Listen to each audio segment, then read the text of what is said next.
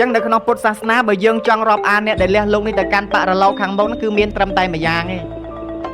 គឺការធ្វើនៅតក្ខិណានុពទានដើម្បីឧទ្ទិសហើយក្នុងបរមត្តចោតិកាក៏អាត្មាធ្លាប់លើកឡើងថាលោកបានបញ្ជាក់ថាអង្គនៃតក្ខិណានុពទានវាមានតែ3ទេ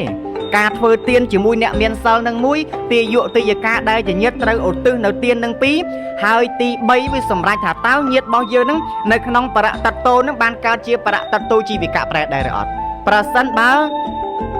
ជនទាំងអស់នោះបានផ្លត់កតិបានទៅក្នុងកំណើតជាបរតតោជីវិកៈប្រែហ្នឹងហើយចេះអនុមោទនាទៅបានសម្រេចនៅតក្ខិណានុបទានអញ្ចឹងបានព្រះ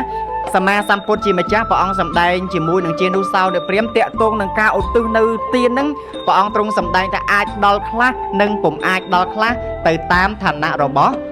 សត្វស្ដាប់បានទេអញ្ចឹងញាតិញោមអ្នកអង្គុយចិត្តបាសតួផ្ដោតអញ្ចឹងមិនបាន